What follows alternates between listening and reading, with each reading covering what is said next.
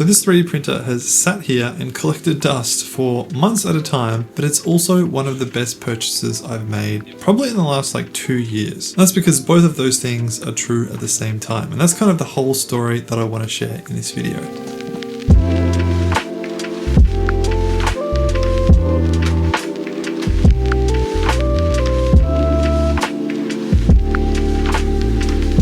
Okay, so I've got the Bambu Lab A1 with an AMS, but this video isn't really going to be a review. It's more of an honest conversation about what it's been like to actually use a 3D printer for an extended period of time, especially from someone who never did 3D printing before I purchased it. Now, when I first purchased the printer, I essentially was hoping that it would become kind of a hobby for me. I saw a lot of people online really get into it, really develop some skills and a passion for 3D printing, and so I thought maybe this could be the thing for me. I've been looking for kind of an outlet that's creative but not so digital, considering all of my everyday work is basically on the computer. So that was kind of what I was hoping for, a healthy creative distraction. But at the same time, my biggest concern was that it would just become a really expensive paperweight that would just sit in my wardrobe and collect dust, because I thought maybe the novelty will wear off after a couple of months and I'll just never use it again. Now, when I first started printing stuff, especially in the first week, it was so magical. There really is nothing like 3D printing. Just watching the layers go down one at a time, I'll literally sit there and just watch the print happen because it's so fascinating. There really is something incredibly special about having something that's not there,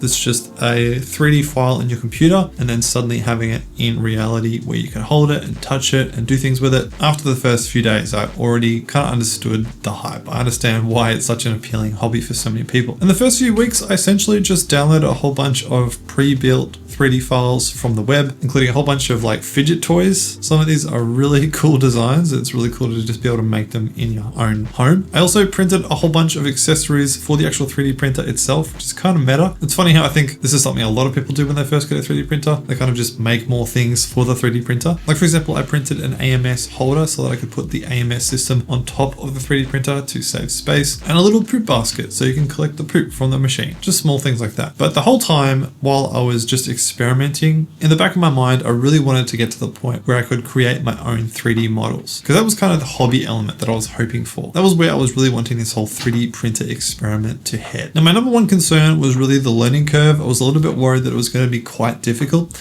I've kind of played around with 3D modeling when I was younger, and I knew how complicated and time intensive it can be. And so I was a little bit worried that I might try it and find that it's too difficult and just give up, and thus an expensive paperweight. But I was actually really pleasantly surprised, because in my experience, you can go as simple or as complex as you like with your own custom 3D modeling. I found there's a whole bunch of browser-based tools that are specifically designed to help you quickly and easily create your own custom 3D models. Now, there's a lot of them for creating things like Gridfinity containers and bases, and so I started to create and print a lot of these. And to kind of challenge myself, I decided to organize my bathroom cupboard, which was a total mess, and I was able to use these online tools to create some really cool compartments, but I also wanted to create some custom compartments, things like my toothbrush charger. That's when I started diving into Tinkercad a bit. This is kind of, in my experience, the basics of where you can start to really create properly, fully custom stuff. And again, I was pleasantly surprised. I spent a couple of hours watching YouTube tutorials, but I was able to pick it up pretty easily and able to start creating my own custom compartments. And this was enough for me to start really solving some real world problems, like creating those custom compartments for my bathroom cupboard. I also created a little custom wedge to put under one of my speakers in my living room to just direct the audio up a little bit. And that's where things start to become really satisfying, because I wasn't just printing random knickknacks and fidget toys. I was actually creating things that were solving real problems in my daily life. And side note, like I said, you can go as deep into 3D modeling as you like. You can get into things like Blender and create really complex designs. For me personally, the more basic stuff like Tinkercad has been pretty much fine. I've experimented with a few other ones since then. But again, I like the fact that you can go as simple or as deep as you like. Now, the next project I wanted to tackle was cable management under my desks, because these were a total mess, and I'd seen some cool cable management systems online that you could 3D print and download. And again, these are kind of customizable in web-based apps. And this was a really fun project. Honestly, compared to where my cables were at before, this is so much better. I know it's still not great. I need to invest a bit more time. I think cable management can be a bit tricky because you do need a lot of individual compartments for all sorts of different things that aren't necessarily standard sizes, like different cables, different power bricks, etc. But I was overall pretty happy with the result. So to me, that was another big win with this 3D printer. But I think the biggest project that's been a huge win for me so far was at the start of this year, I decided to do a big office overhaul. My wardrobe where the 3D printer is kept was a complete mess. It's been like that for years. And so I finally decided to actually dedicate the time to 3D print a whole bunch of custom compartments to help organize that space. As well as my bookshelf up here, I printed a whole bunch of custom hangers, things like my keyboards. Thankfully, a lot of these are pre-built because IKEA SCADAS prints are actually really common, but I also custom designed a bunch of trays and compartments to put in my drawer system, and that freed up heaps of space for me to reorganize the entire wardrobe. And this has been the biggest shift in the cleanliness and neatness of my studio space in literally years. I find it so much easier to keep this clean on a regular basis because everything has a home. Everything has a clear place where I can put it, whereas before it was just kind of everything everywhere. And this is just something that just wasn't possible before. Even having all my gear arranged on one of the shelves in the wardrobe has been a game changer because again, everything's got its own custom home, somewhere where I can always put it back very easily. You don't have to think about it. And these are the kinds of things that you can't buy. You can't buy custom compartments for specific things in your own office. And that's where a 3D printer to me really is super invaluable. Now, the thing is, like I said at the start of the video, between these projects, the printer has pretty much just sat there and collected dust for months at a time. Like I haven't used the printer in maybe 2 months now. And I think the interesting thing for me is that that actually doesn't bother me. Usually for me, if I don't use a piece of gear for an extended period, I usually just want to sell it and just get some cash. But the thing with the 3D printer is, even though I don't touch it for months at a time, I have no inclination to sell it, because when I do use it for those individual projects or for even just one-off things like door stoppers, for example, it's just so handy to have. And I kind of like the analogy of looking at it as kind of like a tool. Like you might not use a hammer for months at a time, but it doesn't mean it's not incredibly useful when you do need a hammer. And so that is kind of what this 3D printer has become for me. It's a tool that I can use to really customize my life, to help me streamline things, to help me find solutions to things that I just can't buy solutions for, which is interesting because it's not really what I was kind of hoping it would become. It hasn't become a hobby for me. I don't spend a lot of my free time designing things. I generally only design things when I have a need for something or when I'm working on a project. And so looking back, the 3D printer is genuinely one of the most useful things I've purchased in the past couple of years. It just hasn't turned out to be exactly what I thought it was going to be. And so I think if you're thinking about getting into 3D printing, to me, one of the best things about it is the fact that it's very customizable to your life. In the same way that you can print and create custom objects, 3D printing is customizable to your needs. So I think if you want it to be a hobby, then you really can invest a lot of time into 3D modeling, learning 3D modeling, creating custom things that are really cool. I've seen a lot of people also turn 3D printing into small businesses where they sell cool little objects at local markets and stuff like that. But then there's people like me who kind of just end up using it as a tool to find solutions to everyday problems, but